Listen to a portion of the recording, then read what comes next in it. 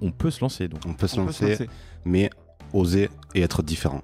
Si vous faites comme ce que tout le monde fait, vous avez zéro chance d'y arriver. Et c'est pour ça que le why est important. Et le réflexe normal de toute personne qui va se lancer dans le vin, c'est faire un salon.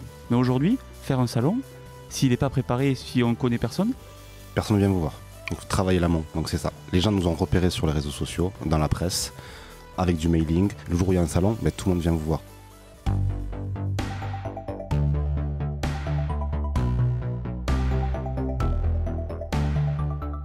Bonjour, vous êtes sur le point d'écouter un nouvel épisode du Panier, le podcast e-commerce dans lequel on décortique les recettes gagnantes des acteurs du commerce en ligne. Mon objectif est de dénicher avec vous les meilleurs conseils et retours d'expérience pour se lancer et progresser dans la vente en ligne.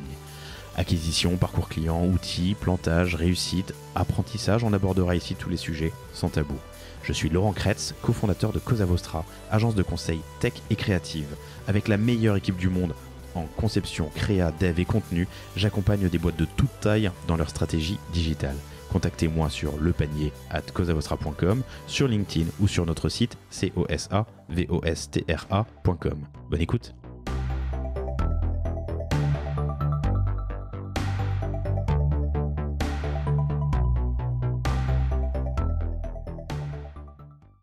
Bonjour à tous, très heureux de vous retrouver aujourd'hui pour ce nouvel épisode du Panier. J'ai l'immense plaisir de recevoir Jean-Charles Mathieu et Anthony Aubert, les deux cofondateurs de Aubert et Mathieu. Salut, vous allez bien ? Bonjour Laurent. Bonjour, ça va très bien. On n'a pas dit ça d'ailleurs en préparation d'entretien, mais vous aviez déjà pris contact avec Cosa Vostra il y a 3 ans. Exact. Ça a donné quoi ? C'était très intéressant. À cette époque, on n'avait pas les moyens de travailler avec Cosa Vostra.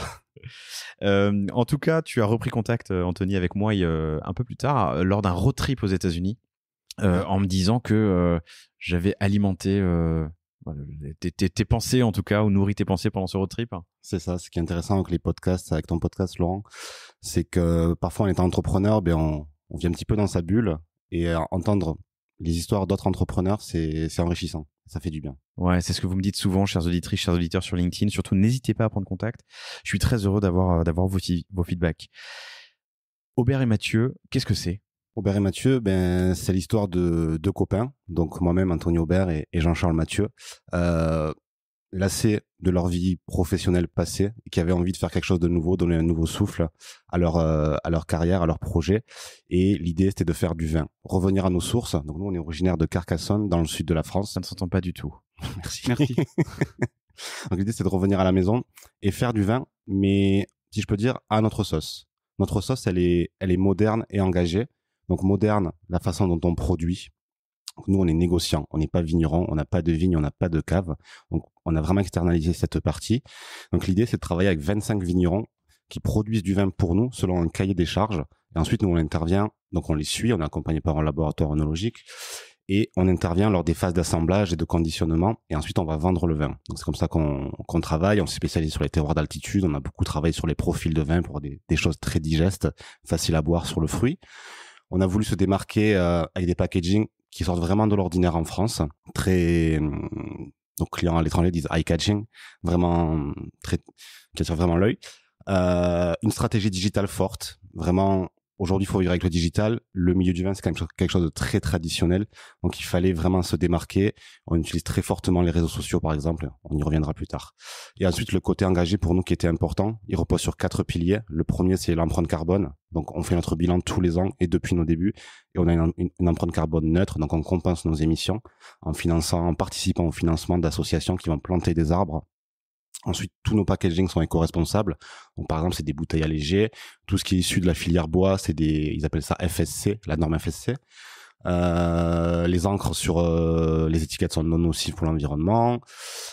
Au niveau les produits sont soit bio, soit en conversion bio. Donc là, au moment où on parle, on a 70% de nos produits qui sont bio certifiés. En conversion bio, ça veut dire quoi ? C'est-à-dire, en fait, pour passer d'une agriculture dite conventionnelle à une agriculture biologique, donc vraiment certifiée, il faut 3 ans dans le vin pour produire le raisin.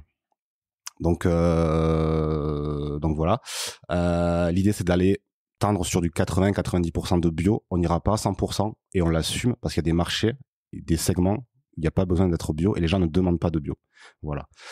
Ça, et le dernier point, on soutient aussi une association qui est basée à Montpellier, dans le sud de la France, qui œuvre pour la préservation des abeilles. Donc notre message, on n'est pas des extrémistes de l'écologie, mais notre message, c'est faire du mieux possible. Et ça, je pense que toute entreprise est capable de le faire aujourd'hui. Cool.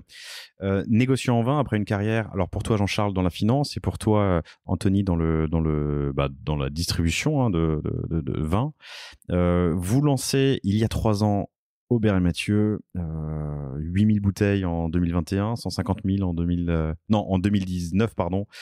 Oui, la première année, en fait, on a fait 6000 bouteilles. Ouais. C'était vraiment le lancement. On savait pas trop où se situer en termes de positionnement. On était parti assez haut, assez premium. Et petit à petit, en fait, on a découvert ce que voulaient vraiment les clients, ce que voulait vraiment le marché. Et donc, en fait, on s'est adapté. La gamme s'est ouverte. Donc, on a fait 6000 bouteilles la première année, presque 50 la seconde, 120 la troisième. Et cette année, on va finir un peu moins de 300 000 bouteilles. Ouais, c'est un incroyable développement. Donc, une multiplication par 2 ou 3 chaque année du CA. Vous visez presque 1,5 million en 2022 versus 650 l'année précédente, 250 l'année d'avant, ouais. C'est ça. Et la première année, on avait fait un peu plus de 60 000 euros. Ce qui est bien pour une première année, pour l'instant, c'est mieux que zéro. Mais à la fin de l'année, on se pose des questions quand même. On y reviendra justement. Ce qui m'intéresse, c'est ce que vous allez découvrir avec moi, chers auditeurs, chères auditrices, dans cet épisode. Alors, j'avais fait un épisode avec le petit ballon sur la data et le CRM qui était passionnant. J'avais fait aussi un épisode avec OPC, les Champenois qui ont lancé une marque de champagne. Mais c'est vrai que c'est un sujet que j'aborde assez rarement, alors qu'il est complexe, opaque. Pour le néophyte, c'est pas toujours compréhensible, que les grilles de lecture entre la France, les États-Unis, l'Australie, l'Asie sont pas les mêmes, que ce soit ce sont pas les mêmes sur les appellations, les origines. Donc j'ai envie de comprendre le marché du vin, sa visibilité. J'ai envie de comprendre ce que c'est qu'être un négociant. Enfin, le négoce, c'est être un négociant dans le pinard. J'ai dit pinard, j'avoue, j'assume. J'ai envie de comprendre votre why, parce que du coup, vous partez d'une feuille blanche, et ça, c'est hyper intéressant quand vous lancez Aubert et Mathieu. Alors, il y a certainement plein de créations de marques de vin, mais c'est complètement différent que d'hériter d'un domaine et d'un savoir et d'une machine qui tourne. Donc, comment est-ce que c'est de partir d'une feuille blanche? Et puis on abordera ensuite la grosse dans le vin. Comment est-ce qu'on fait pour croître, surtout quand on est en B2B2C. Et du coup, on va parler de distribution, de pure players, comment vendre sur VP ou pas d'ailleurs, comment vendre avec le petit ballon qui est votre plus gros partenaire en ligne à date, si je dis pas de bêtises. En ligne, oui. Fait partie des principaux. En ligne, un des principaux partenaires. Et on terminera sur le marketing, parce que vendre de l'alcool, c'est complexe, surtout sur les réseaux sociaux. Il y a un législateur et un cadre juridique qui est assez ferme, on va dire, et en même temps des zones de flou. Tu me disais tout à l'heure, Anthony, que les gens, certains font un peu ce qu'ils veulent. Donc, on en parlera. On parlera aussi d'influence et d'ambassadeurs. Vous avez bossé avec Top Chef et des anciens candidats de Top Chef. Et on terminera tranquillement par la technique et les enjeux sur l'avenir, le commercial, l'international, le e-commerce. Vous êtes sur Shopify, vous étiez sur Squarespace et vous allez m'expliquer pourquoi ce changement. Et ça nous fait un très très beau programme en cette fin de semaine. On est le vendredi 2 septembre lors de l'enregistrement, mais vous écoutez cet épisode fin septembre. On est le 22, si je dis pas de bêtises, 23 quand l'épisode sort. C'est la rentrée. C'est la rentrée. Et c'est le premier jour gris à Paris d'ailleurs. Hein. On fait un passage météo, mais voilà. Il a fait chaud et beau depuis 3 semaines, et là, il fait moche, il pleut. Il a fait trop chaud cet été. Voilà, c'est septembre. Un beau programme, bienvenue. Commençons juste pour comprendre un peu qui vous êtes par vos expériences passées. Merci Laurent. Donc je suis Jean-Charles Mathieu. On s'est rencontré avec Anthony sur les bancs du lycée. Et chacun a pris son chemin. Moi, je suis monté à Paris. J'ai continué mes études. J'ai fait de la finance. Anthony, bon, détaillera, mais lui, il est parti plutôt à New York. Et au moment, après 4-5 ans, on arrive au bout d'un cycle et on se dit, qu'est-ce que j'ai vraiment envie de faire? Et donc là, le sens reprend, entre guillemets, de la valeur. Et donc, ça faisait plusieurs moments qu'on discutait avec Anthony. Et on s'est dit, le constat de base, c'est comment valoriser ce qu'on a de plus cher.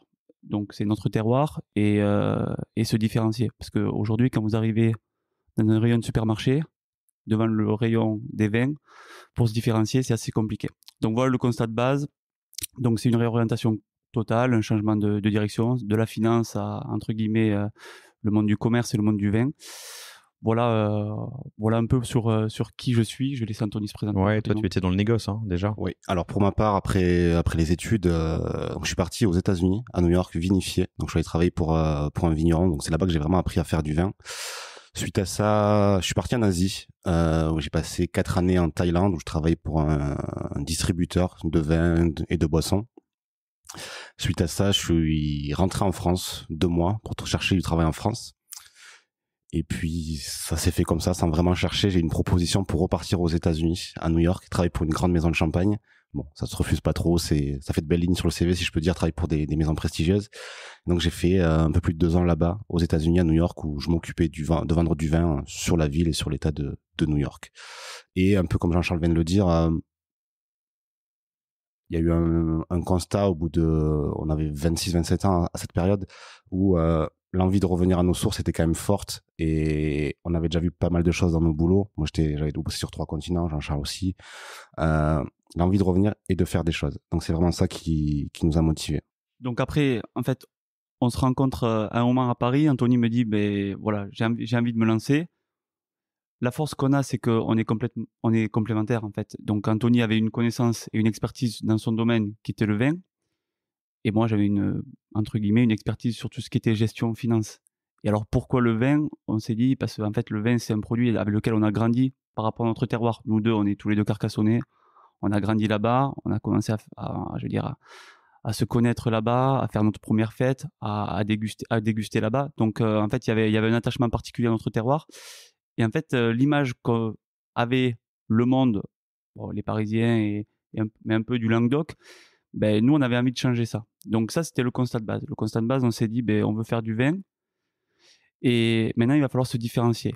Donc, un peu comme il le dit Simon Sinek dans le Golden Circus, il y a le what, le how et le why. Donc, le what, c'était pas compliqué. On l'avait trouvé, on savait que c'était du vin. Le how, Anthony, il savait exactement ce qu'il voulait. Il était parti aux États-Unis. Il avait vu des méthodes de production. Il détaillera peut-être un peu après. Mais il savait ce qu'il voulait. Donc après, c'était le why. En fait, le why, il est hyper important dans un milieu concurrentiel parce que si t'as pas un why fort pour te différencier, t'as rien à raconter. Ta variable d'ajustement, c'est juste le prix. Donc on a passé beaucoup de temps sur ce why. Alors du coup, tu vas me demander, c'est quoi le why d'Aubert et Mathieu? Et en fait, si je te le demande pas? Vas-y, du coup, c'est quoi le why de Aubert et Mathieu? En fait, la différence dans j'ai l'impression que vous faites l'interview tout seul jusqu'à présent, c'est très bien. Moi, je vais aller me faire un café. Vas-y. En fait, contrairement à beaucoup de vignerons, on n'a pas d'histoire. Tous les deux, on n'est pas nés de parents vignerons. Oui, c'est pas 300 ans de savoir-faire dans un vieux château transmis de famille en famille. Voilà. Aubert et Mathieu, c'est la première génération. C'est une feuille blanche. Ouais, c'est ça. donc en fait, on n'avait pas cette histoire et ce lourd héritage à porter. Donc on s'est dit en fait, qu'est-ce qu'on va raconter aux gens? Et notre histoire, en fait, c'est une invitation à prouver qu'on peut se dépasser. C'est-à-dire que Aubert et Mathieu, c'est 2 mecs qui ne viennent pas du monde du vin, mais qui peuvent casser les codes. Donc c'est une invitation à vraiment être anticonformiste, casser les codes, partir d'une feuille blanche. Voilà, c'est notre why, c'était ça, c'était prouver que peu importe d'où tu viens, tu peux faire les choses à ta manière et tu peux les faire bien. Voilà. Et quand on vient pas du sérail, on peut rentrer dans ce milieu? C'est compliqué. C'est pour ça que l'expertise d'Anthony et le fait qu'il ait travaillé dans le vin, ça, seul on peut pas, parce que c'est vraiment, il y a quand même des codes. Et c'est là où l'expertise d'Anthony joue, parce que c'est assez compliqué. Il y a un parallèle qui me vient à l'instant, parce que je regarde ton poignet, Jean-Charles, là, Swatch a fait un partenariat avec Omega, c'est le même groupe, hein. Et donc il y a une Omega Swatch qui est sortie, je crois que ça s'appelle la Moon Light ou un truc comme ça, la Moonwatch tout bêtement, avec il y a vraiment les codes Omega, un bracelet. C'est la Moonswatch même. C'est la Moonswatch, voilà. Les codes Omega, un bracelet Scratch, mais je veux pas dire de bêtises. Le boîtier est en céramique, si je dis pas de bêtises. Elle est très sympa. Et l'horlogerie, c'est un autre truc qu'on aime bien chez Cosa Vostra, où pareil, t'as des acteurs qui ont 200 ans, 150, 200, 250 ans, mais il y a une mode récemment de nouveaux acteurs qui viennent sans héritage, avec des codes nouveaux. taper un peu dans la fourmilière, tu vois, ou retourner les codes. Et du coup, est-ce qu'on peut faire ce parallèle avec le monde du vin, On peut faire un peu ce parallèle dans le sens où, dans l'horlogerie, ce qui est important, c'est ce qui est à l'intérieur et c'est ce qui ne se voit pas. Voilà. Donc, et un peu le savoir-faire. Le vin, c'est un peu pareil. Si je vous mets 10 personnes avec 10 bouteilles sans étiquette, il y a très peu de gens qui vont arriver à savoir ce qu'il y a dans la bouteille, en termes de cépage, en termes de vinification. Donc, c'est un peu pareil. Et ce qui différencie et ce qui attire en premier, et ça a été notre constat de base, c'est l'étiquette. Et donc, on s'est dit, si on est fort sur l'étiquette, si on arrive à amener les gens à essayer de connaître l'histoire, déjà, il y a 50% du chemin qui est fait. Et voilà. Donc, et par le fait que, typiquement, on n'avait pas d'histoire, ben, on n'avait pas besoin de mettre un château sur l'étiquette. On pouvait mettre ce qu'on voulait. Donc, nous, on a décidé d'être moderne et traditionnel, de mêler ça. Donc, on a pris, si tu veux, des vieux tableaux du 18e d'un peintre de la région et on a collé un peu comme des articles de journaux, un peu comme de l'art graphique. Et voilà, on a fait ça avec un graphiste. Allez, j'allais poser la question parce que honnêtement, j'aime bien l'univers. Allez voir, chers auditeurs, aubertetmathieu.com.fr. .com, ouais. J'ai pas revérifié. L'univers, la charte, la plateforme est assez sympa. Donc, vous l'avez fait avec un free pour le design, c'est ça ? C'est ça. Ok. Et la plateforme, le Why, vous l'avez fait vous ? Vous êtes fait accompagner ? Vous avez regardé les vidéos de Simon Sinek et Non, on s'est fait pas mal accompagner. On a certaines personnes de notre entourage avec qui on a testé le modèle, c'est-à-dire voilà, on a expliqué l'histoire, on les a fait déguster, ils ont été là au début, on les a beaucoup impliqués, c'est-à-dire qu'au début on faisait les dégustations avec nos amis, donc on a été quand même assez participatif et voilà, après on est passé à l'épreuve du feu, c'est-à-dire faire goûter à des professionnels et il faut voir si ça marche, quoi. Ok. On reviendra. Non, on va aller plutôt sur justement l'univers du vin, mais avant ça, je demandais s'il était compliqué de rentrer dans le milieu quand on vient pas du sérail. Toi, tu as des codes financiers. Toi, Anthony, tu as un réseau, des contacts, 10 ans ou 5 ans d'expérience dans la distrib. Sans ça aurait pu marcher aussi. Qu'est-ce qui aurait été différent ? Quelle aurait été la difficulté ? La connaissance des marchés, je pense, parce que chaque pays, voire chaque région, sont différents. On vend pas la même bouteille en France, aux États-Unis et à Taïwan. Les goûts sont différents, la perception de tout ce qui est du storytelling et du marketing est différente aussi. Donc, il faut s'adapter à chaque fois. On y reviendra plus tard. Le marché où on pêche un peu aujourd'hui, c'est les États-Unis. On est en train de réadapter un petit peu nos produits pour se développer sur ce marché, par exemple. Mais pour revenir à l'essence de ta question,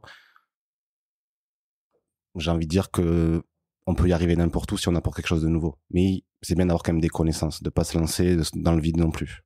Oui, évidemment, connaître ton marché, c'est bien, mais c'est vrai que si tu as le réseau, c'est plus facile. Nous, après moi, le réseau ne nous a pas trop servi. Parce que moi, dans mon job personnel avant, je m'occupais vraiment de vendre du vin à tout ce qui était restaurateur, caviste, site internet, si je peux dire. Aujourd'hui, on démarche plutôt des importateurs ou des grossistes. Donc, on est un peu la strate au-dessus. Et ça, ce réseau, on l'avait pas. Donc, on vous expliquera un peu plus tard comment on a fait pour les attirer. Mais le réseau a servi, mais pas plus que ça. Ok. J'avais été marqué, donc moi j'ai vécu à New York dans le début des années 2000 pendant 6-7 ans. J'avais été marqué là-bas par des vins qui sortaient. Alors, ils sont devenus maintenant très très grands, mais à l'époque c'était tout petit, c'était Yellowtail, qui avait des étiquettes qui sortaient vraiment du lot et que t'arrivais à remarquer, quoi, à tirer l'œil. Voilà, pardon, je faisais ce parallèle. On peut parler un peu du marché du vin. Qu'est-ce qui se passe entre du vin qui pousse sur une vigne et un verre dégusté dans un resto ou à la maison? Comme si j'avais 5 ans et en moins de 5 minutes. D'accord. La tâche est ardue. Donc, nous, très concrètement, le cheminement c'est une plante. Ça part de là. Il y a du raisin qui pousse. On récolte ce raisin, on l'amène à la cave. Ensuite, qu'on fasse du rouge, du blanc, du rosé ou quelque chose de pétillant ou du champagne, il y a plein de méthodes particulières. La personne qui fait pousser le vin, ça peut être un domaine et son propre jus ou enfin ses propres vignes ou... Ça qui est intéressant, c'est en gros il y a 3 acteurs. Il y a le viticulteur, le vigneron et le commercialisateur, si je peux dire. En gros, le viticulteur, son travail, c'est faire du raisin. Le vigneron, il fait du raisin et il en fait du vin. Donc c'est vraiment un métier de vinificateur. Et ensuite il y a le commercialisateur. Ben, voilà, le vin est Distributeur, le distributeur, le vin est produit, il va aller le vendre. Et ensuite la chaîne, c'est encore un distributeur et ça arrive au consommateur final. Le constat, c'est à l'étranger, notamment ce qu'on appelle le Nouveau Monde. Donc c'est les nouveaux pays. C'est tout le reste du monde. Le reste du monde, la France. sauf l'Europe, la France, l'Italie, l'Espagne, voilà, l'ancien monde.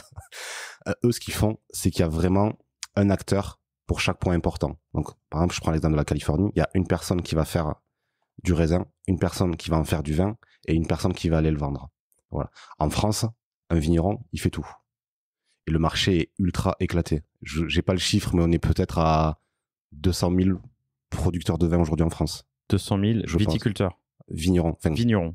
Propriétés. Ok. Ce qui est hallucinant. 200 000 Enfin, rien qu'en Languedoc, on est 20 000. Donc, je pense qu'on n'est pas loin des 200 000. Oui, certainement, c'est possible. C'est astronomique. Donc, on en revient au constat de Jean-Charles au départ. Quand on est dans un rayon vin, très compliqué de se différencier et pour le consommateur, il sait pas trop où aller. Donc, nous, ce qu'on a décidé de faire, c'est de se spécialiser plutôt sur l'aval, c'est-à-dire faire le vin et aller le vendre. Toute la partie production raisin, on l'externalise. Nous, on va acheter du raisin concrètement et on demande à ce vigneron d'en faire du vin selon notre cahier des charges. C'est vraiment comme ça que cela fonctionne.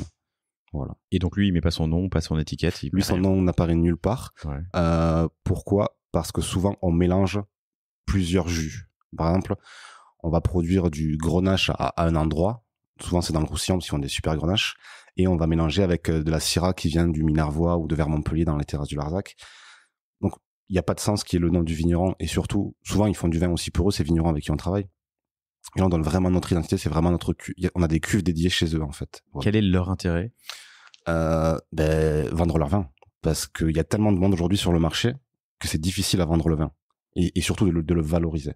Parce que c'est un peu le même constat partout dans l'agriculture. Je prends le lait, par exemple. Souvent, ils vendent à perte. Il se passe la même chose dans le vin. Il se passe exactement la même chose.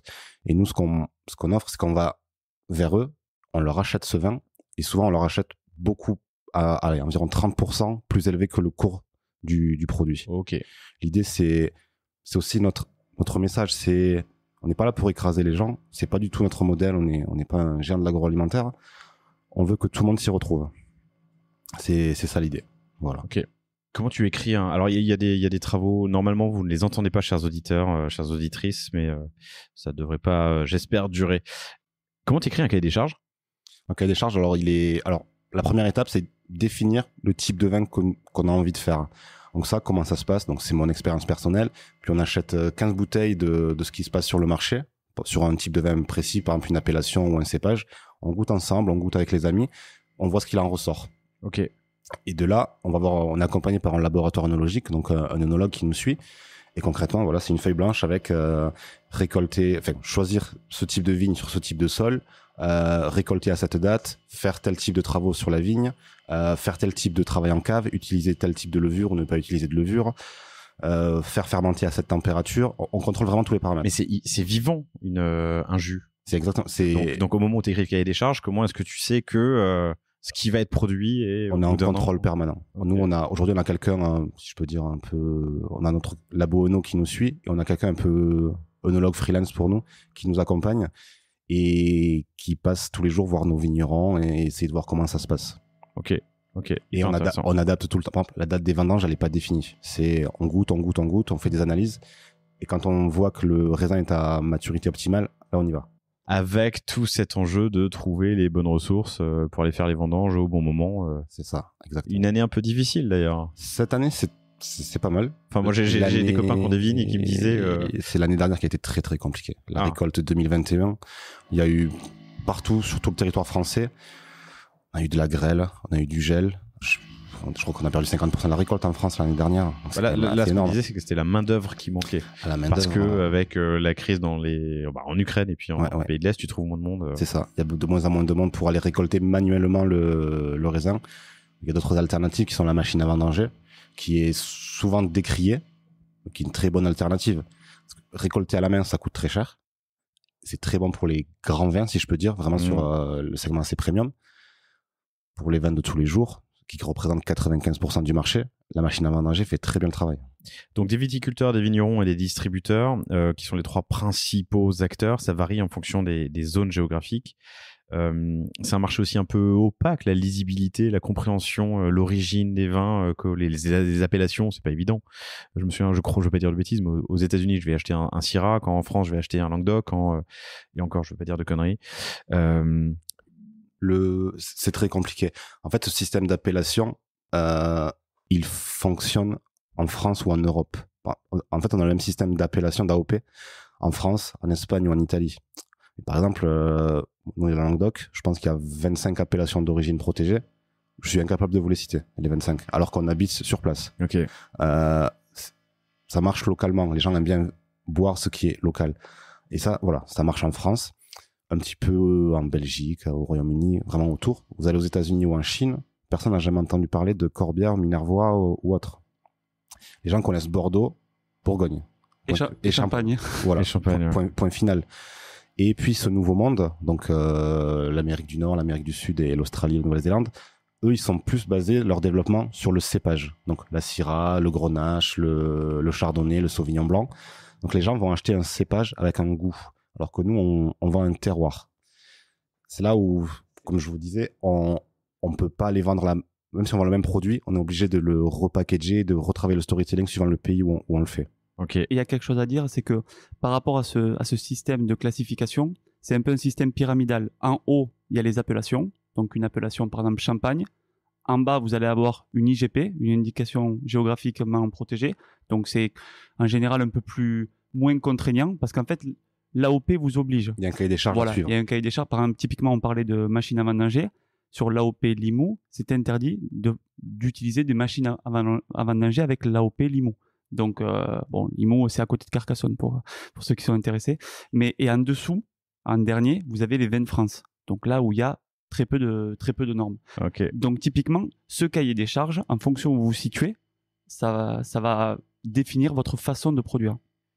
Du coup, sur ce marché qui est complexe, opaque, aux acteurs multiples, et où la lisibilité en fonction des zones n'est pas la même, sur quoi tu peux te différencier? Donc, tu m'as parlé de l'étiquette tout à l'heure, eye-catching, tu m'as dit.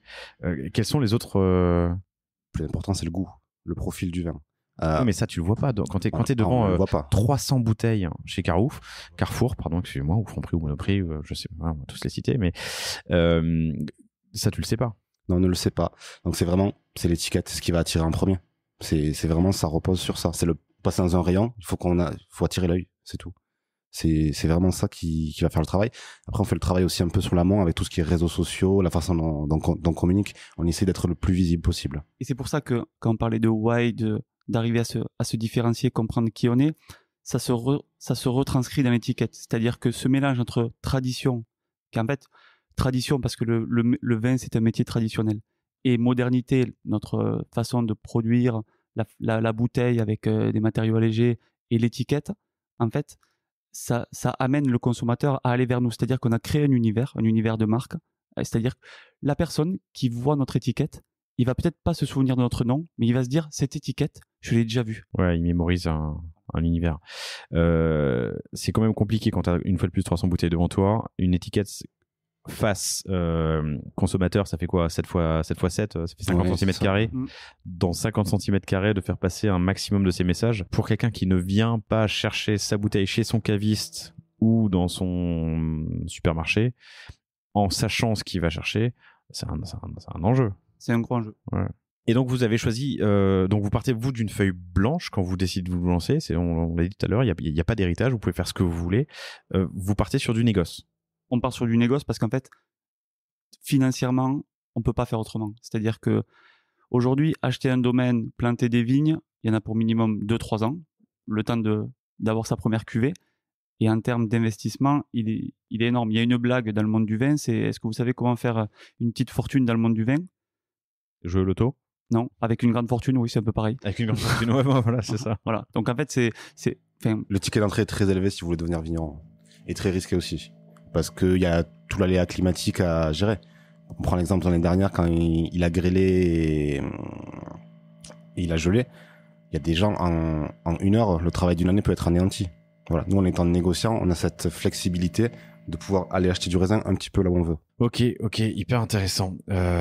J'étais en train de penser au fait que du coup tu mitiges le risque effectivement puisque tu en enlèves une partie, que ta longévité ou que la durée de vie d'un produit n'est du coup pas garantie. Mais en vrai, elle est pas garantie pour le vigneron non plus parce que d'une année à l'autre ça change. Ok, intéressant. Sur cette phase de, disons, conception amont, avant le lancement, est-ce qu'il y a des apprentissages que vous pouvez nous partager? Oui, alors il y en a un qui est assez symptomatique et assez marrant, c'est qu'au début, on se retrouve devant cette feuille blanche, on sait ce qu'on veut faire, entre guillemets, on a plus ou moins les produits, on sait qui on est, et après, il faut donner un nom. Bon, là, aujourd'hui, on s'appelle Aubert et Mathieu, ça a l'air tout simple, mais au début, on s'est dit, est-ce qu'on s'appelle pas Maison Maburu, ou on cherchait des noms. Des noms. Typiquement, notre société s'appelle Grappenco. À un moment, on voulait s'appeler Grappenco. Donc, et en fait, c'est là où l'authenticité, elle est vraiment clé dans un projet. En fait, quand tu parles, il faut parler avec ton cœur. C'est-à-dire que, en fait, on est Anthony Aubert et Jean-Charles Mathieu. Donc, il y a rien de plus vrai. Quand les gens vont nous demander pourquoi ce nom, on va même pas savoir l'expliquer. Là, en fait, ça coule de sens. C'est vous. Voilà. C'est vous. Donc ça, c'est un apprentissage quand même assez clé. Et après, je pense que quand on se lance, on en a parlé, et je l'avais écouté sur d'autres podcasts, notamment With the New ou La Bonne Brosse, où je crois qu'ils sont deux aussi. Le fait d'être complémentaire, c'est hyper important. Ouais, ça aide. Surtout que c'est it's lonely at the top. C'est solitaire l'entrepreneuriat. C'est bien d'être à plusieurs. Super. Comment on se lance? Donc vous avez trouvé des jus, vous avez fait vos cahiers des charges, vous avez fait vos assemblages, vous avez fait votre charte graphique, vous avez écrit votre why, vous avez trouvé vos contenants. Ah pardon, dernière question qui me vient comme ça, elle est peut-être totalement conne, mais il y a un code dans les bouteilles de verre, dans les bouteilles de vin, pardon. Il y a des bouteilles pour les Bordeaux, le Languedoc, les Alsace. On peut en sortir? Alors ça dépend. On en revient au système d'appellation. Par exemple, si vous voulez faire de l'Alsace, l'AOP Alsace, il y a ce qu'on appelle la flûte alsacienne, c'est le nom de la bouteille. Vous êtes obligé d'avoir cette flûte alsacienne.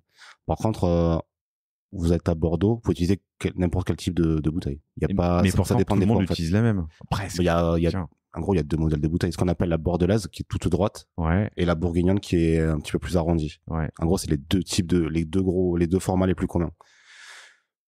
Libre à vous de choisir. Plus les flûtes d'Alsace. Il y a d'Alsace, il y a la bouteille de Champenois, il y a plein de choses. Mais donc si on n'utilise pas le format, on perd l'AOP? Ouais, vous êtes obligé. Ok. Est-ce qu'il y a déjà des gens vous avez des exemples de marques, de viticulteurs, de vignerons qui ont utilisé des bouteilles différentes? Je sais pas, une bouteille rectangulaire, une bouteille. Oui, il y a plein de choses. Là, on a reçu toujours au bureau Château Galoupé, qui font du rosé en bouteille complètement éco-responsable. Je crois que c'est des plastiques recyclés, je ne sais plus trop. Mais c'est une bouteille plate. Et ça sort complètement des codes. Plate? Elle est plate, elle fait ça de large. Elle fait 4 cm de large. Et du coup, quelle contenance? 75 centilitres, pareil, comme une bouteille normale. Okay. L'idée, c'était d'alléger et de travailler sur l'éco-responsabilité. Okay. Donc c'est assez marrant. Ah oui, je le vois. Galoupé, Galoupet, ouais. Si vous voulez aller regarder à quoi ça ressemble. Mais souvent, dans le rosé, il y a un peu plus d'excentricité que dans le vin rouge et le vin blanc. Notamment, voilà, il y a plein de bouteilles, d'exemples de bouteilles dans le rosé où il y a des formes beaucoup plus particulières. Ok. Compris. Donc, on a tout ça. On a du vin en bouteille. On a un stock. On a un petit stock, ouais. Ok. Comment on se lance? On va taper à toutes les portes. Et du coup, là, toi, ton réseau de distribution, il ne te sert pas? Un petit peu, on envoie des mails à droite à gauche, on va de leads en leads, mais rien qui découle vraiment. Et à l'époque, je vivais à Paris, je vivais à côté, donc dans les Batignolles, et le premier événement qu'on décide de faire un peu pour le lancement, c'est qu'il y a un restaurant qui est très bon juste à côté de vos studios, c'est le Tonton des Dames, donc on connaît bien Flo, et donc je lui dis privatise-moi ça, on fait venir les copains, on montre ce qu'on fait, donc on fait goûter tout le monde. Et j'ai un ami qui fait venir un pote, il me dit est-ce que je peux venir avec l'acheteur de la grande épicerie, que je connaissais de vue, et j'ai dit ouais, vas-y, il vient, il goûte, et là il décide de nous faire confiance, et c'est un de nos premiers clients, c'est la grande épicerie, donc qui est la cave quasiment la plus prestigieuse de France. Ça ouvre des portes, ça fait. Après, quand on a d'autres clients, on leur dit voilà, on est référencé là, ça sert. Après, à l'école, on nous a toujours dit ne faites pas du mailing massif, ça marche pas. C'est ce qu'on a fait.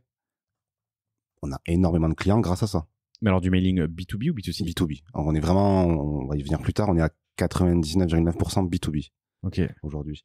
Et on a fait un super client aussi en Irlande. Même pour l'anecdote, quand vous avez ce genre d'opportunité, j'ai pris le premier avion, je suis allé là-haut. On n'avait pas du tout d'argent à cette époque. Je dors à une auberge de jeunesse avec 5 personnes dans le même dortoir.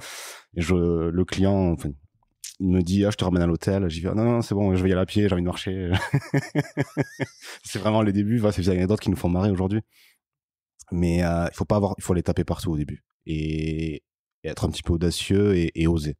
C'est ça. Et je crois que même si tu regardes notre page Insta, la première session shooting photo qu'on fait, c'est qu'on prend 2 bouteilles, 2 verres avec Anthony, on part à la cité de Carcassonne avec nos vieux iPhones, on se met sur le pont et on commence à faire des photos, la lumière elle est catastrophique, mais en fait au début tu fais des choses que en fait il faut tester quoi, il faut test and learn, et en fait il y a des choses qui marchent, il y a des choses qui marchent pas. Les photos sont pas terribles au début. Ah, non mais c'est bien parce que ça retrace l'histoire. Je suis sur le compte Instagram de. Alors pardon, je fais une parenthèse. J'ai envoyé mon cher associé Bruno Soulez qui anime le podcast If This Then Dev, qui est un podcast incroyable qui parle d'innovation tech. Dans la tech, mais plein de sujets recrutement, les sujets tendances, sujets formation, sujets le parité homme-femme, bref, pas que des sujets geeks, vraiment plein de sujets tech. C'est un podcast passionnant que je vous recommande. Je l'ai envoyé demander aux gens qui font les travaux de s'arrêter. Donc, pour le remercier, allez écouter ces derniers épisodes, ils sont passionnants, notamment avec Jonathan Salmora, qui est le cofondateur de Shodo, hein, une belle ESN qui se trouve être une cliente de Cosa Vostra. Bref, plein de sujets passionnants. If This Then Dev, IFTTD, pour le remercier d'avoir demandé aux ouvriers d'arrêter les travaux. Si vous ne l'entendiez pas, nous on l'entendait et c'était assez gênant. Je reprends le pont de Carcassonne et les photos. Les photos, la cité. Donc au début, en fait. Donc tu vas toquer à toutes les portes. Exactement. Ok. Mais l'idée c'était vraiment de cibler cavistes et restaurateurs au début, qui est un petit peu le canal. Mais les restaurateurs, il y en a 3 millions en France. Il y en a 3 millions. Et les cavistes, il y en a combien? On a choisi Paris au début parce que Jean-Charles était dans le coin, on avait un pied à terre à Paris. Ouais. Et vraiment, notre marché par rapport à ce produit qu'on a créé, on pense que c'est à Paris. Enfin, en tout cas, on a la clientèle pour. Nous, vraiment, l'acheteur type, il a la trentaine, il est un peu épicurien et il gagne pas trop mal sa vie. C'est vraiment le portrait robot, si on peut dire. Ok. On cible un peu les grandes villes, un peu en local le réseau, mais concrètement, j'allais rue Le Mercier, pas très loin, avec mon sac à dos, 4 bouteilles dans le dos et frapper à toutes les portes. Est-ce que vous voulez goûter mon vin? Un petit peu ce que je faisais avant quand j'étais commercial. C'est le boulot qu'on a appris et on a démarré de ça. Donc voilà. De là, on arrive à février 2020, je crois. On fait un gros salon à Paris qui s'appelle Wine Paris. Attends, je reviens juste là-dessus. Cibler 3 millions de restaurateurs ou 300 cavistes. Allez, on va prendre que les Parisiens, mais les 200 restaurants qui comptent à Paris et les 100 cavistes. Pardon, mon point est le suivant. C'était pas plus facile d'aller tout de suite voir des centrales d'achat ou de distribution? On l'a fait également. Ouais. La difficulté, c'est quand vous sortez de nulle part, ils prennent. Personne ne vous répond. Personne ne vous ouvre la porte. Et même les gens ne goûtent pas, en fait. Donc, il y avait un exemple frappant. On a été invité très rapidement à faire une dégustation à la grande épicerie. Donc, on a passé 2 jours, le vendredi, samedi. D'ailleurs, si vous avez l'occasion d'y aller, c'est hyper cool. Ils invitent souvent des vignerons ou et donc il y a des clients qui viennent, ils goûtent. Il y avait des personnes qui ne voulaient même pas goûter parce qu'on était du Languedoc au début. Donc il y a des a priori. Il faut raconter l'histoire et voilà. Et au début, quand on part de rien, c'est assez compliqué. Et c'est là où on a commencé petit à petit à shifter sur le digital. Mais c'est ça. Donc là, on en arrive à février 2020, gros salon Wine Paris, 3 jours. Bon, sympa, quelques leads à droite à gauche. Bon, on commence à se rendre compte qu'on est peut-être allé un petit peu trop sur le positionnement prix et que nos produits qu'on a créés sont quand même très très niches. Je peux vous demander combien ça coûte? Aujourd'hui, ça coûte entre 10 et 25 euros la bouteille en prix public. Prix public, voilà. Ok. Quand on a démarré avec 4 produits. Aujourd'hui, on en a 15 et ces 4 produits étaient à 25 euros en prix public. Tous. Ouais. Donc on était vraiment sur le haut du panier sur les vins du Languedoc. Et combien il part au distributeur? Vous divisez par 2 à peu près. Ok. En gros, c'est ça. Ok. Donc, Wine Paris, 2020, février. C'est ça. Vous êtes trop cher. On se rend compte qu'on est un petit peu trop cher. On se remet un petit peu en question. Et là, 3 semaines plus tard, il y a le Covid. Et le Covid a vraiment été, enfin, c'est confinement, tous à la maison. Là, on s'est un peu appelé au début, on s'est dit, waouh, bon, on va bien rigoler pendant un an, qu'est-ce qui va se passer maintenant? C'est terminé, it's over. C'est fini. Et donc 3 jours assez durs je pense qu'on a tous vécu la même chose, sur le canapé, à manger des chips, à regarder Netflix. Bon après, il faut s'y remettre un peu. Donc on recommence à relancer, à travailler. Et là, on se rend compte que quand même le seul canal qu'on peut utiliser, c'est le canal digital. Donc là, on commence à bombarder sur Instagram, sur les réseaux. On s'est inscrit sur TikTok, on n'y était pas. En fait, on avait Instagram, par exemple, on ne l'utilisait pas du tout. On avait 400 ou 500 abonnés la première année. Donc on a commencé à diffuser du contenu. On s'est un peu renseigné sur ce que c'était que l'influence, parce qu'on n'y touchait pas du tout avant. Donc là, on a contacté tout le monde. On a envoyé une 50aine de bouteilles partout. De là, tous les gens qui suivent des influenceurs vins, si je peux dire, ont été inondés par nos bouteilles. Donc on a reçu beaucoup de commandes à cette époque. On a commencé à se faire remarquer aussi par la presse. Et de fil en aiguille, ça a marché comme ça. Et c'était un moment aussi où on a été approché par une société qui nous proposait d'ouvrir le capital et de rentrer chez nous pour nous aider. C'est un moment où on se posait des questions. Oui, parce qu'on l'a pas dit, je ne crois pas l'avoir dit, pardon, mais vous êtes autofinancier. Autofinancier, oui. Donc ouais, ça a été une étape clé parce qu'on avait des problèmes, notamment sur l'approvisionnement. Donc on avait très peu de fournisseurs à l'époque, très peu de vignerons qui nous faisaient confiance, avec qui voulaient travailler avec nous, parce que tout simplement, quand on débute, les volumes étaient très bas. C'est-à-dire qu'on produisait des petites cuvées, donc certains nous disaient, ben non, ça m'intéresse pas, il y en a pas assez. Donc c'était assez compliqué. Donc on avait vraiment ce problème en amont. Tu as dit première année 6000 bouteilles? Ouais. Sur 4 produits. Sur 4 produits. Quatre produits. Ouais. Donc 500 bouteilles, c'est pas beaucoup? Non, Okay. c'est rien. Et donc il y avait ce problème-là. On se fait approcher, on nous promet de nous aider sur l'amont. Donc on s'est dit, bon, est-ce que vraiment ça vaut le coup? Et heureusement, on n'y est pas allé. On est vraiment restés tous les deux. On s'est dit, bon, ben voilà, la prochaine étape, faut travailler l'amont. Faut aller prospecter les vignerons. Cette étape avec le Covid, ça nous a aussi permis de créer un lien avec certains clients. Ils se sont dit, ah ben, il y a une communication, il y a une façon de parler du vin qui est un peu différente. Bon, donc ça, c'était cool, et ça nous a amené beaucoup de leads. Et donc voilà, donc ça a été l'étape suivante. L'étape suivante, ça a dit, il faut vraiment aller chercher les vignerons, là. Aujourd'hui, il faut qu'on travaille mieux l'amont, qu'on soit un peu plus solide, et qu'on réadapte notre positionnement au niveau du marché. Et travailler l'aval en même temps. Communiquer différemment. C'est-à-dire, je reviens dessus, le digital, les réseaux sociaux. Aujourd'hui, on doit avoir à peu près 300 clients, tout confondu dans le monde entier. 150, 200, il y a Instagram ou LinkedIn qui est passé par là. C'est hallucinant. 2/3 de tes clients en B2B. Ouais. Et c'est des grands comptes, des choses hallucinantes. Quand on en parle à nos collègues négociants, vignerons, ils nous disent, mais nous, ça fait 10 ans qu'on essaie de rentrer là-dedans, on n'y arrive pas. Et nous, en fait, ils sont venus nous contacter. Et c'est là où on se différencie. C'est qu'on donne aux gens envie d'en savoir plus. Tu peux m'expliquer comment on rentre direct dedans, comment un distributeur, quel qu'il soit, tombe sur vous sur Instagram? Par exemple, sur Instagram, donc on a fait un peu d'influence, si je peux dire. Donc on a envoyé beaucoup de bouteilles à droite à gauche à des influenceurs. Donc on se fait remarquer un petit peu comme ça. Et je reviens sur le fait. Donc le caviste va suivre, ouais, je sais pas, ils suivent Anthony Socco c'est comme ça qu'il s'appelle, hein, de Top Chef, je vais pas dire de bêtises. Ouais, par exemple. Aujourd'hui, tout le monde est sur les réseaux sociaux, tout le monde est sur Instagram ou Facebook. Ouais. Donc tout le monde voit ça. Et je reviens dessus. Packaging, un positionnement marketing très différenciant. Et je pense que c'est ça qui fait la différence quand même. Parce que des bouteilles, moi, je suis abonné à tous les gens qui sont un peu dans le vin sur Instagram. J'en vois toutes les 10 minutes, je vois mes 100 bouteilles passer. Sauf que la nôtre vraiment se différencie, attire l'œil. On va passer 3 secondes dessus. Maurice Socco, pas Anthony, pardon. Ouais. Donc c'est comme ça qu'on a fait. Sur LinkedIn, on diffuse du contenu. On le diffuse donc sur notre page, nos pages perso. Et ensuite, il y a des groupes sur LinkedIn. Il doit y avoir une 40aine de groupes de vin dans le monde. Et là, on diffuse. Des fois, on sponsorise aussi. Là, on est encore un peu à l'artisanal. Des fois, on met un peu d'argent dessus, mais on mesure pas, on sait pas trop ce que ça donne. Mais ça doit aider quelque part un petit peu. 300 distributeurs aujourd'hui, à deux têtes comme ça, entre 150 et 200, donc la moitié à 2/3, qui vous ont contacté un jour suite à une rencontre, sur un réseau social, LinkedIn ou Instagram. Voilà. LinkedIn, vous postez évidemment sur vos comptes perso plus la boîte, mais surtout dans des groupes de quoi? De vin. Vous tapez, c'est wine and quelque chose, vin et digital. Il y en a que 40 dans le monde? En tout cas, enfin, même un peu moins, peut-être qu'il y en a plus, mais okay. On poste sur tout ce qu'on peut. Ok. L'idée, c'est de se faire remarquer. C'est un peu, on parle souvent de gros hacking, c'est, faut y aller.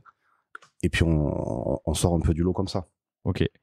Est-ce que, et sur Insta? Sur Insta, pareil, on Pour te poste, faire remarquer, du coup. pareil, on poste à droite à gauche, et surtout, les influenceurs nous ont pas mal aidé à nous faire repérer un petit peu sur Instagram. Mais Donc, tu crois que c'est le distributeur qui voit l'influenceur, ou c'est du grand public qui voit Aubert et Mathieu via son influenceur, qui va chez son caviste et qui demande vous avez du Aubert et Mathieu, et c'est comme ça que ça remonte à vous? Enfin, tu vois quel est le parcours? ouais, je comprends. Je pense que c'est plutôt l'acheteur qui nous voit. Ouais. L'acheteur final, Oui. pas le distributeur. Donc l'acheteur final. Non, le distributeur. Le distributeur, pardon. Donc, Quand je dis votre l'acheteur, client, c'est votre client à vous. Ok, hyper Et ça, intéressant. ça paraît rien, mais il y a 3 ans, personne ne faisait ça dans le vin. Personne n'utilisait Instagram ou LinkedIn. Le digital n'était pas du tout développé. Donc, le Covid a rebattu un peu les cartes, tout le monde s'y mit.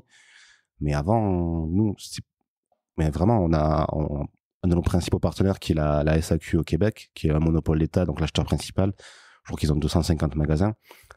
Ils sont venus nous chercher, comme ça. Au début, on s'est dit, mais c'est pas possible. Pourquoi ils viennent s'intéresser à nous? On est 2 petits gars, on travaille dans une chambre et on a une voiture d'occasion qui a du mal à démarrer. C'était un peu marrant. Pour l'anecdote, la première fois qu'on est monté à Wine Paris, on avait la voiture. Donc Carcassonne-Paris, c'est 10 heures à peu près en voiture. On est arrivé à Toulouse, au bout d'une heure, la voiture nous dit attention, frein moteur. Le truc était en train de tirer. On s'est dit on va jamais y arriver. Et pour continuer par rapport à ce que dit Anthony sur l'influence, j'ai perdu ce que je voulais dire en fait. D'accord. Là, on a tout essayé un petit peu sur l'influence. On a essayé les partenariats rémunérés, les partenariats non rémunérés. On a réussi à cibler. Mais t'as le droit de faire des partenariats rémunérés dans l'alcool? Oui. Enfin, on rémunère les influenceurs. Ouais. Ok. C'est pour ça qu'il y a quand même une zone de flou par rapport à l'alcool et les réseaux sociaux encore aujourd'hui, je trouve. Bon, on reviendra plus tard. On a tout essayé. Des gros influenceurs à 100 000 abonnés, des petits à 3 000, des moyens à 15 000. Et du coup, ton apprentissage? Et on mesure. L'apprentissage, nous, ce qui fonctionne chez nous, c'est les moyens à 15-20 000. Les très gros, déjà, il faut les payer. Ça coûte cher. Il y a très peu de résultats. Et ce qui se passe souvent, quand les gens ont beaucoup d'abonnés, il faut faire très attention, il faut le dire. Des fois, c'est un peu opaque aussi, ce milieu d'influence. Souvent, c'est acheté. C'est fake. Il faut faire très attention. J'insiste sur ça. Des gens qui ont des centaines de milliers d'abonnés dans le vin, il y en a très, très, très peu. En général, ils ont entre 5 000 et 20 000. En général, ça, c'est vrai. Et nous, donc, c'est là où ça fonctionne. Et souvent, ces gens, même s'il faut les rémunérer, c'est faible. C'est 100 € ou 200 €. Et on donne 3 bouteilles. Il est tout petit. Ce qui est intéressant, c'est que les tout petits, c'est qu'eux, ils font ça par passion. Ouais, c'est de la micro-influence. Voilà, c'est la micro-influence. Voilà, c'est la micro-influence qui fonctionne à notre niveau. Et eux, il suffit de donner 2 bouteilles, donc ça coûte pas cher. Vous donnez 2 bouteilles, un envoi par la poste, et vous avez 5000 personnes qui allaient voir votre bouteille. Comment tu les trouves, tes influenceurs? Tu passes par une plateforme, c'est vous Non, qui le faites? On fait nous manuellement, artisanalement sur Instagram. On fait un tableau Excel, on liste 50 ou 100 personnes, et puis on les contacte tous un par un. On a pris une stagiaire pour faire ça à une période. Non, mais c'est bien, mais do things that don't scale, qui est une règle de Y Combinator, faire des choses qui, au début en tout cas, ou en tout cas en croissance, des choses qu'on ne peut pas répéter à l'échelle, dupliquer à l'échelle. Où est-ce que vous allez les chercher? France, international, enfin Non, principalement. C'était beaucoup France. Ouais. Au début, maintenant c'est un peu plus international. Et alors, est-ce que mon côté hautain français est très fier, un influenceur ou un distributeur à l'autre bout du monde, comme tu dis, dans le nouveau monde, regarde encore la France? Est-ce que la France joue encore ce rôle? La France, c'est marrant que tu parles de ça. La France n'est pas aussi importante qu'on le pense dans le monde du vin. On est numéro 1 en termes de valeur, en termes de volume. Je suis même pas sûr qu'on soit dans le top 5 mondial. Donc ce que je veux dire par là, c'est la France, on fait des super vins, mais le gros du marché, il est pas sur la production française. Mais est-ce que le gros du marché s'inspire encore de la France? Enfin, tu vois ce que je veux dire? C'est comme si on parlait du luxe. La France, le monde entier regarde la France pour le luxe, mais le marché en valeur est pas en France. C'est un peu la même chose. Okay. On reste une référence, mais les autres vont vite et ils sont de plus en plus bons. Donc, faut faire attention. Aujourd'hui, ce qu'on voit aussi à l'échelle locale, tous les vignerons se tapent un petit peu entre eux, c'est très concurrentiel. Ouais, il y a beaucoup de monde. Le vrai adversaire de la France, le vrai adversaire d'un vigneron, c'est pas son voisin qui fait plus ou moins la même chose. Non, c'est l'italien, l'espagnol ou le chilien. Ouais. Lui, c'est son adversaire. C'est contre ces gens qu'on se bat, si on peut dire. Et c'est pour ça que nous, on a très vite décidé d'aller à l'export. En fait, notre marché, on s'est dit, il est soit dans les grandes villes, soit à l'export, parce que localement, vendre les vins qu'on produisait au prix auquel ils étaient, ça n'avait aucun sens. Je te mets en pause parce que est-ce que j'ai fait le tour des réseaux sociaux et de l'influence? L'international m'intéresse, mais j'aimerais y consacrer du temps, mais j'aimerais boucler sur les réseaux sociaux. Le sponsor, c'est compliqué. Le sponsor, c'est compliqué. Après, on avait un argument aussi. On a eu un argument très vite qui a fait mouche, c'est que on voulait travailler en bio parce que c'est dans l'air du temps et ça fait partie de nos valeurs. Le problème, c'est que comme je te disais, par rapport à notre production, certains vignerons ne travaillaient pas en bio, restaient en conventionnel, donc c'était assez compliqué de les faire changer. Et ils travaillent très bien en conventionnel. Donc, on s'est dit comment on peut contourner ce problème et en gardant nos valeurs, ces valeurs éthiques. Et donc, très, très tôt, je crois, la première année, on a décidé de faire un bilan carbone et d'être neutre en carbone. Et en fait, en 2010, maintenant tout le monde en parle, hein, mais en 2019, on était une des rares sociétés à commencer à parler de compensation carbone, neutralité. Et en fait, ça a eu beaucoup de résonance dans l'oreille des acheteurs. Et ça, c'était un argument fort. Il y avait ça. Et en fait, on cochait des cases, si tu veux, sur les réseaux sociaux. C'est-à-dire qu'on avait une communication qui sortait un peu de cette histoire familiale, des packaging eye-catching, des valeurs qui étaient dans l'air du temps. Et tout ça a fait que les influenceurs se reconnaissaient un peu en nous, les acheteurs aussi. Voilà, en fait, ça fait un peu effet boule de neige. Tu joues quand même un peu sur la pointe des pieds. Enfin, tu marches sur des œufs quand tu fais quand tu promeus de l'alcool d'une manière ou d'une autre sur les réseaux sociaux avec de l'influence. Et bien sûr. Personne n'est venu vous taper sur les doigts? Non, après... tu le disais, il y a des zones de flou. Il y a des zones de flou. Après, nous, on veut rester un petit peu smart dans notre communication. C'est-à-dire, on va pas se mettre avec une bouteille, on la boit cul sec ou ce genre de choses. Ça, c'est vraiment pas sur quoi on veut aller. Et aussi, je crois que c'est une des taglines sur notre site web, sur notre présentation. On promeut une consommation raisonnable, mais de qualité. C'est vraiment ça qui est important. L'idée, c'est pas de boire une bouteille de vin tous les jours. C'est d'en boire une le week-end avec les copains, mais qu'elle soit très bonne. Voilà. C'est ça qu'on promeut. Très bien. Après, c'est parce que c'est notre image. Il y en a qui le font très bien. Il y a Gueuleton qui surfe sur cette image de bon vivant. C'est pas notre image, mais ils le font très bien. Donc après, chacun a son image. On va refermer les réseaux sociaux. J'ai envie de parler d'international et de distribution.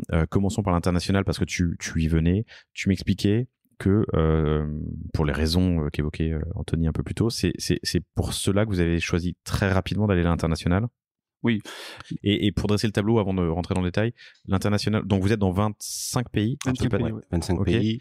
Sur les 300 000 bouteilles et le 1,5 million de CA que vous allez faire cette année, Inch'Allah, si tout va bien, quelle est la part de l'international? 60% aujourd'hui. Ok. Et ça va, tous les ans, ça grappille 5 ou 10%. Donc, on sait que notre modèle, il est fort à l'international. Il marche en France, mais l'international le marché est énorme. Donc, c'est vraiment un axe de croissance pour nous. C'est un axe de croissance et surtout, contrairement au marché français, le français est assez chauvin. C'est-à-dire que le languedocien, il va consommer du Languedoc, le bordelais, il va consommer du Bordeaux. Enfin voilà. Donc c'est assez compliqué de s'imposer. Il y a qu'à Paris. Je comprends pas pourquoi on boit pas plus d'Alsace partout dans le monde d'ailleurs. Voilà, par exemple. Mais il y a qu'à Paris où le marché est un peu plus ouvert parce que il y a très peu de Parisiens en fait à Paris. Donc les gens sont un peu plus ouverts. Et donc on s'est dit. Heureusement, non? Bien sûr. Je déconne. Okay. Non, mais et donc on s'est dit voilà, nous notre marché ça va passer par l'international. Alors l'international, le premier marché mondial dans le vin, c'est les États-Unis. Le second, du coup pas en volume. En volume, en volume, je crois. C'est les deux. Ouais, je crois que c'est. Après c'est en volume, c'est la Chine, je crois. Après l'Europe est très forte. Voilà. Et après il y a l'Europe. Mais bon, pareil, c'est impossible aujourd'hui de vendre notre vin en Italie et en Espagne, c'est impossible de le vendre. Ils consomment local, bon, ce qui est normal. Donc notre marché, ça va être quoi? Un des premiers, ça a été UK. Donc avec l'Irlande, c'est pas le UK, mais voilà, ça a été le marché irlandais. Et après, très vite, on a eu cette chance avec le Canada. Donc le Canada, c'est un modèle un peu particulier. C'est l'État qui achète de l'alcool, la SAQ. Et donc voilà, ils nous ont contactés. Donc c'est le seul organisme, le seul habilité à acheter de l'alcool, c'est l'État. Voilà. Et il y a des magasins propres. Des magasins d'État. Exactement. Mais c'est la Russie. Enfin, pardon, c'est l'ancienne. Il y a quelques marchés comme ça. Donc, en gros, il y a les États du Canada qui font ça, Norvège, Suède. C'est un monopole d'État qui achète et revend. C'est ça. Et vous avez quelques États aux États-Unis. Parce que les États-Unis, c'est un pays, mais c'est un continent. Et chaque État a une législation différente. Pareil, il y a des États tout est contrôlé par l'État.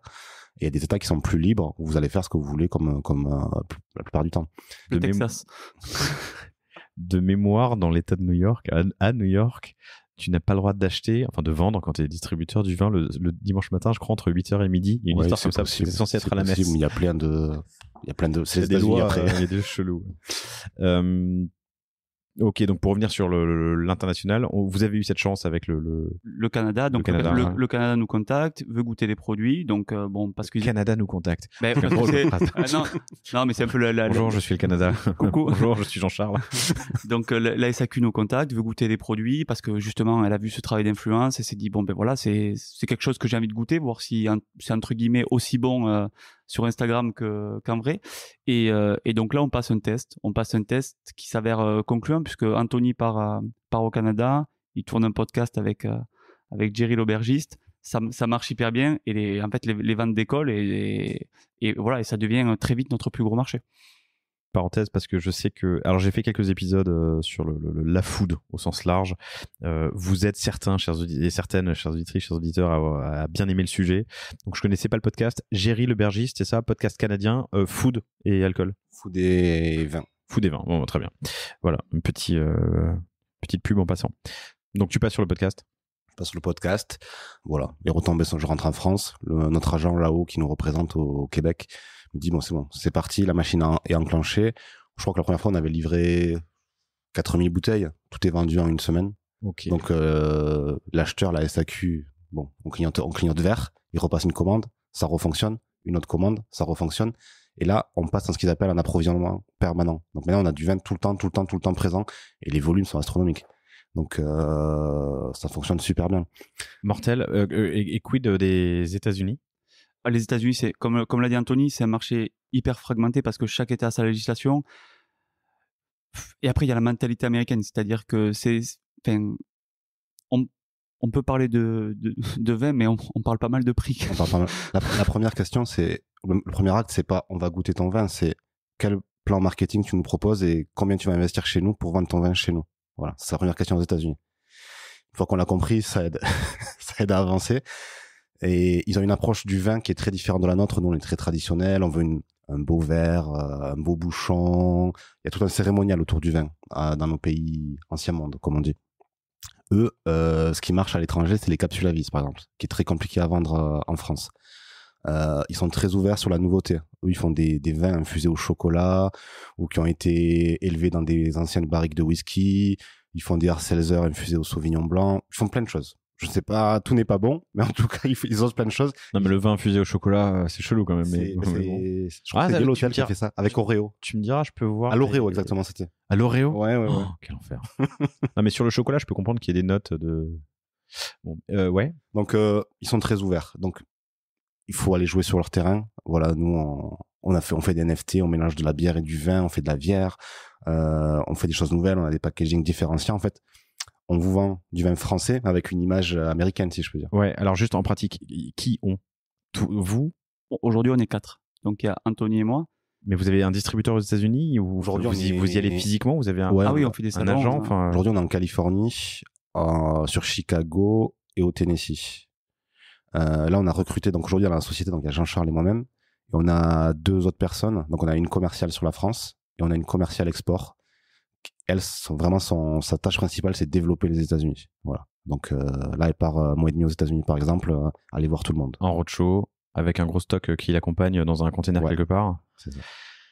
Et ok, du coup, les circuits aux États-Unis, puisque chaque État est différent. Très compliqué. Elle parle à qui? Elle s'adresse à qui? Enfin, des cavistes, des regroupements de cavistes, des centrales d'achat, des importateurs. Il y a ce qu'ils appellent le système des 3 tiers. Donc, il faut vendre, premièrement, à un importateur qui va revendre à un distributeur et qui va revendre aux détaillants. Et ça, c'est obligatoire. Donc, à chaque fois. Le premier, c'était l'importateur. L'importateur. Et à chaque fois, vous perdez, le produit prend entre 10 et 20%. Parce que chacun prend sa petite marge. Ok. En fait, ça se retrouve quand même très cher. Ok. C'est ça qu'il faut comprendre. Et il y a combien d'importateurs? 500. Il y en a énormément. 500, ça se fait. Mais ça se fait. Il y en a énormément. Il y en a 10 énormes qui ont 80% du marché. Ok. Et ces gens-là, difficiles à approcher. là aujourd'hui commencent à nous recevoir, à nous écouter, parce que on commence à avoir un bagage et on peut aller les voir en leur disant voilà, on a fait ça à cet endroit, on a fait ça à cet endroit, on a fait ça à cet endroit. Et ça a fonctionné. C'est notre la chance qu'on a, c'est que ça fonctionne. Ça, à cet endroit, c'est quoi? C'est tel OP marketing avec tel distributeur qui était le résultat. Typiquement sur les marchés, bon là on parle des États-Unis, mais un des gros coups qu'on a fait après, c'est qu'on a un distributeur qui est un des top 3 aux Pays-Bas, qui s'appelle Delta, qui nous a mis en business class chez Air France KLM. Donc en fait, quand tu commences à travailler avec des acteurs entre guillemets institutionnels, là ton image elle commence à changer. Elle se dit mais en fait c'est pas les deux petits rigolos qui sont dans les vignes. Ils commencent à en fait ton travail commence à être reconnu. Et donc là l'image change. Donc là on communique nous sur LinkedIn. Donc là les gens ils se disent en fait les partenariats commencent à être importants. Après on a eu la chance de faire la COP 26 à Glasgow. Donc ça c'était hyper tout le monde a été servi là-bas. Voilà. Ça on était partenaire de Wimbledon à le tournoi de tennis. Et comment tu décroches la COP26? Grâce à notre distributeur au Royaume-Uni, qui est un super distributeur avec qui vraiment on arrive à se développer. Mais quel est ton levier pour qu'il aille proposer du Aubert et Mathieu plutôt que du Jean-Marc et Stéphane? Là, il y a l'expérience personnelle de commercial donc notre distributeur, il a 80 commerciaux au Royaume-Uni, par exemple. Ouais. Moi, les 80, j'ai leur numéro, donc je les connais tous, je suis allé faire des salons, je les ai rencontrés, je suis allé tourner avec eux. J'ai tous leur numéro perso. Tous les mois, un petit message, on prend des nouvelles, on essaie d'activer tout ça. Donc, il faut toujours rester dans leur tête. Parce que ces gens, ils ont un catalogue où il y a peut-être 5000 bouteilles de vin dessus. Donc, nous, il faut rester dans la tête des commerciaux pour qu'ils aillent vendre nos produits. Et on a une façon de travailler qui est assez simple et amicale, j'ai envie de dire. On pousse pas les gens. Enfin, on les pousse, mais gentiment. On est copains avec ces gens, si je peux dire. Et ça aide. Et puis, on a toujours pareil, une bouteille qui est différenciante et qui correspond aux attentes du marché aujourd'hui. L'éco-responsabilité, l'empreinte carbone, le bio. Mais pour être... je t'interromps, excuse-moi, mais pour finir en business chez Air France KLM, c'est ton distributeur en Ouais. gros, quoi? Juste parce que t'es en top of mind? Non, je pense que le discours... Pardon, excuse-moi. Le vin. Alors, j'ai eu l'occasion et je vous remercie. Vous m'avez envoyé quelques bouteilles de les goûter. Ils sont très bons. Est-ce que ça suffit, ça, plus une belle étiquette? Justement, en fait, quand tu vas... Imagine, tu as un catalogue de 5000 produits. Sur les 5000, il y en a beaucoup où l'histoire est la même. C'est-à-dire, c'est la Xème génération. Nous, on arrive avec un discours déjà tout fait. C'est-à-dire qu'il y a les valeurs, la façon de produire, l'histoire des deux mecs. On leur donne ça. Alors, soit, entre guillemets, ils aiment bien et c'est approuvé et donc ça reste dans leur tête, soit ça passe pas. Mais quand ça marche, c'est tout bénef parce que le mec, tu l'as dans la tête. Nous, après, là, hier, Anthony il était en train de faire du rafting avec les commerciaux de notre IA. Voilà, tu essayes de partager des moments avec eux, des moments qui sont où tu n'es pas juste là à leur dire « vends mon vin ». C'est juste « apprends à me connaître, tu verras, en fait, je fais les choses bien, j'ai des valeurs ». Et ça, en fait, ça reste. Je creuse et je vous taquine un peu là-dessus parce que j'aime l'apprentissage qui est en train de s'en dégager. C'est que beaucoup de travail et être vrai avec soi-même, true to yourself. Beaucoup de travail pour être top of mind, qui pense à toi quand ils peuvent distribuer le vin. Ça suffit. Ça suffit pas. Un très bon produit, une très belle étiquette, voilà. Et en plus, et une histoire originale. Mais il y a de l'actualité. Par exemple, là, typiquement, on a sorti une NFT l'année dernière. Donc, c'était quand il y avait le boom des NFT. Donc, moi, je suis un peu plus féru qu'Anthony. Donc, je me suis dit, vas-y, comment on peut faire une NFT? Il y a un client qui nous avait envoyé des images de notre bouteille.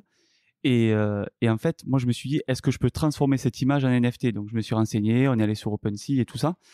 Et en fait, on a été une des premières maison à faire un NFT d'une bouteille de vin, à pouvoir commercialiser. Et nous, ce qu'on voulait, c'était pas juste vendre l'image, parce que on n'est pas des artistes. Donc la personne qui a acheté le NFT, on lui a envoyé un carton de vin. Donc comme ça, il avait en contrepartie d'un actif non fongible, il avait un actif physique qui était les bouteilles de vin. Les premiers articles et les retombées de presse sur ça, on était à côté de LVMH. Donc si tu veux, quand tu as marqué Aubert et Mathieu fait du NFT à côté de LVMH qui faisait un NFT avec Lady Gaga, je veux dire, bon voilà, c'est quand même fou. Et donc tu leur ramènes cette actualité au distributeur, tu lui dis voilà, moi je suis en train de faire ça.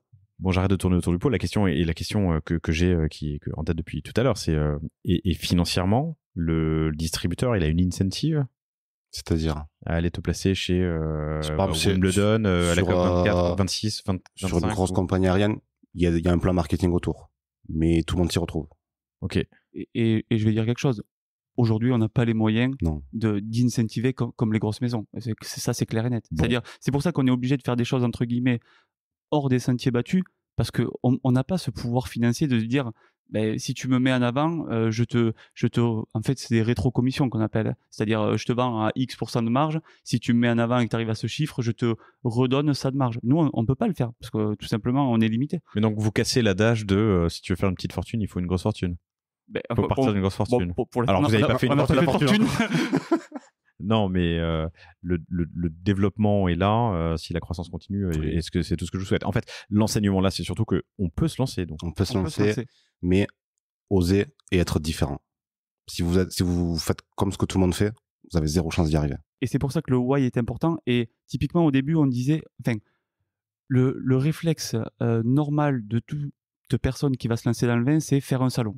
Donc c'est le premier. On se dit, bon, ben, faut que je fasse un salon. Mais aujourd'hui, faire un salon, s'il n'est pas préparé, si on ne connaît personne, Personne ne vient vous voir. et personne ne vient vous voir. C'est-à-dire que vous êtes au milieu de 100 exposants. 100. Nous au 10 000. début, ouais. Mais on voit des personnes, ça nous rend pas malheureux, mais à côté de nous, ça nous arrivait. Nous, on avait des fois le stand plein, et à côté, pendant 2 jours, la personne, elle a vu 3 personnes. C'est hyper compliqué. Donc, travailler l'amont. Donc, c'est ça. Les gens nous ont repérés sur les réseaux sociaux, dans la presse, avec du mailing. On a nous-mêmes et les 2 commerciales qui font le travail sur le terrain. Le jour où il y a un salon, mais tout le monde vient vous voir. Tout a été préparé en amont. Faut pas y arriver les mains dans les poches parce que là, c'est vraiment de l'argent jeté. Génial. J'ai jamais, et on va terminer sur cette question. Tes conseils pour préparer un salon quand t'es exposant? T'es exposant. Alors, tu viens de le dire, préparer Alors, en amont non, mais tes rendez-vous. l'année dernière, on a fait un truc, c'est génial. C'est que nous, on a des étiquettes un peu bizarres. Voilà, si les gens nous voient sur Insta, notamment la bouteille haute piste où la personne a la tête un peu déchirée, tout ça. Et quand on est jeune sur le Wine Paris, on est dans ce qu'on appelle un stand nouvelle vague. On a tous le même stand. C'est un stand noir, tout ça. Nous, on a pris un rouleau d'étiquettes qu'on normalement on colle sur les bouteilles de vin. On les a déchirées. On a collé tout le stand. Et en fait, on avait un stand. Robert et Mathieu, patchwork. Et en fait, rien que ça. Mais les gens, en fait, ils venaient chez toi et pas chez le voisin parce que tu avais un stand différent. Voilà. Et en fait, ça, c'est un peu, c'est de se creuser la tête, quoi. Se creuser la tête et être différent. Ok. Très différent. Et le soir, on a organisé un petit repas. Donc, tous les producteurs de vin, les grandes maisons, organisent des repas partout dans Paris durant ces événements, dans des endroits luxueux, fastidieux. Donc, nous, on n'a pas les moyens d'inviter nos clients à ce genre de choses. On est allé chez un client à nous au Batignolles, un petit bar à vin. On a sorti des planches de charcuterie et des bouteilles de vin. Et on avait des acheteurs de groupes nationaux qui étaient là avec nous. Même nous, on s'est dit, mais qu'est-ce qu'ils sont venus faire avec nous? Et en fait, les gens recherchent l'authenticité. C'est ça qu'ils veulent. On s'est planté avec une commerciale qu'on adore sur le UK. On a voulu lui faire plaisir il y a 3 mois. On l'a invité dans un étoilé à Carcassonne. C'est un très bon étoilé. Voilà, on a très bien mangé. Ça nous a coûté un peu cher, mais on voulait lui faire plaisir. On est sorti du repas, en fait, elle nous a dit... pas nécessaire. Non, mais ouais, elle nous a dit ça. Et en plus, elle nous a dit la prochaine fois, vous savez quoi, on va dans une brasserie, on va boire un coup et on se régale. Et en fait, c'est plutôt ça notre image. Il faut pas se mentir, en fait. Faut pas se dénaturer. Non, voilà. C'est ça. Bon, il y a encore plein de choses à dire, mais le temps file, ça fait déjà 1h10 qu'on se parle. J'ai quand même une question. On a beaucoup parlé d'influence. Dans ce métier un peu historique du vin et traditionnel, surtout en France, l'influence, avant, c'était le Gotemio et le guide Hachette vin et puis le tampon de l'œnologue, quoi. On a une anecdote sur le premier salon qu'on a fait, c'était à Paris, oui, pour un magazine de vin. Donc on fait un salon, 2 journalistes qui viennent nous voir, ils dégustent. Bon, déjà ils nous parlent pas, ils disent pas bonjour. Bon, bref, on avait besoin de vendre, on était sympa, on essayait d'être sympa. Ils dégustent, ils nous regardent pas, ils crachent. Deuxième, on crachait là dans la dégustation, ouais. Mais ils crachent d'une façon un peu agressive, si je peux dire. On lui fait goûter la 2e bouteille, pareil. 3e bouteille, pareil. 4e bouteille, pareil. Il s'en va, il nous dit rien. Et là, on s'est dit, waouh, on lance notre boîte, on rencontre nos 2 premiers journalistes. Qu'est-ce qu'on a fait? Est-ce que c'est vraiment pas bon? Est-ce que les bouteilles sortent trop du lot? Et en fait, on sort vraiment du lot. On se différencie. Et il y a un segment très traditionnel qui aime pas du tout ça. Voilà. Donc, on va pas parler à la personne. L'amateur de vin, quoi. Non, mais le buveur d'étiquette. L'acheteur de plus de 50 ans qui a un costume cravate. On va pas trop lui plaire. Et il va pas trop aimer ce qu'on fait. Donc, mais c'est pas grave, c'est c'est pas notre segment. C'est pas votre segment. Mais du coup, aujourd'hui, ce qu'on est en train de dire là, et je reviens toujours à la même chose, c'est qu'on peut réussir. On peut se lancer dans le pinard sans avoir l'aval d'un un œnologue ou un maître de chez reconnu. Il y a un système de notation qui existe au niveau international où c'est des magazines. En gros, vous avez Wine Spectator, Wine Advocate, Wine Enthusiast. En France, ça peut être la RVF. Il y a des canteurs au Royaume-Uni. Revue du vin français. Ouais, voilà, c'est ça. Il y en a 2 ou 3 qui ont vraiment un impact sur les ventes. Là, on le voit, on a une super note. On a eu 97 points sur un de nos produits qui s'appelle Milo, Minarvola, Les Vignières. On a vendu notre stock en une semaine parce qu'on a eu une super note. Mais vraiment une super, on a eu 97 sur 100. Quand vous prenez 92, ça fait pas vendre. Typiquement, on parlait du marché américain. Le marché américain veut des notes. Ouais. C'est-à-dire qu'ils veulent qu'on soit classé, ils veulent des étoiles, ils veulent. Mais le problème de ce système-là aussi, c'est que, je vais pas dire que, aujourd'hui, on va dans un rayon des médailles d'or. Il y a 25 bouteilles qui ont des médailles d'or. Donc, voilà, ça, je vais pas dire que ça veut tout et rien dire, mais il y a des marchés comme ça qui veulent des notes. Donc ça, il faut en prendre compte, il faut s'adapter. Donc c'est pour ça que, par exemple, sur le marché américain, maintenant, on envoie les bouteilles à certains organismes, on fait classer les vins. Mais alors des fois c'est des bonnes notes. Et c'est même difficile de se faire déguster par ces gens parce que vu que nous on sort de nulle part, on n'est pas du tout connus aux États-Unis, pas beaucoup en Europe non plus. Ils prennent même pas le temps de déguster. Donc c'est vraiment dur d'aborder ces gens et d'avoir des notes. Donc aujourd'hui on n'arrive même pas à avoir les notes. Donc c'est des fois ils ont dégusté, super. Des fois c'est des bonnes notes, Mais tu développes quand même. On arrive quand même. Il faut pas. C'est très bien. Ça fait partie des clés. C'est pas la principale. Cool. Anthony, Jean-Charles, c'était passionnant. Merci infiniment pour votre temps, votre transparence et d'être venu jusqu'à moi. Alors toi, Anthony, tu pars en Norvège, hein, c'est ça? En Norvège demain, voir notre distributeur. Ensuite, le mardi, je reprends un avion pour Londres où je suis 2 jours chez notre distributeur à Londres. Et jeudi, je reviens à Paris pour beaucoup de rendez-vous le vendredi et le samedi. Bon, très bien, passionnant. Merci à tous les deux, chères auditrices, chers auditeurs. J'espère que cet épisode vous a plu. Alors, 2 choses. La première, si vous voulez en savoir plus, eh bien, c'est Jean-Charles Mathieu et Anthony Aubert sur LinkedIn. Si le sujet du vin, si ça vous intéresse que je creuse avec d'autres épisodes du panier, faites-le moi savoir sur LinkedIn avec grand plaisir pour creuser un peu ces sujets avec d'autres acteurs à différents échelons de la chaîne de valeur. Et dans tous les cas, inscrivez-vous à la newsletter et surtout passez une excellente journée. Merci Laurent. Rendez-vous sur Aubert et Mathieu pour goûter et sentir les jus dont on a parlé depuis 1 heure. Et à très bientôt. À très bientôt. Merci. Salut. Merci d'avoir écouté cet épisode du panier. J'espère qu'il vous a plu. Si c'est le cas, et même si ce n'est pas le cas, abonnez-vous pour ne rater aucun épisode, parlez-en autour de vous et laissez-moi un commentaire sympathique sur Apple Podcast, c'est ce qui m'aide le plus à remonter dans les classements. N'hésitez pas non plus à le partager à chacun de vos contacts dans le business, chaque nouvel auditeur intéressé est une victoire. Si vous avez besoin d'un accompagnement tech et créatif, que ce soit pour votre site internet, votre stratégie de contenu ou d'inbound marketing, n'hésitez pas à me contacter à l'adresse lepanier@causavostra.com. À bientôt.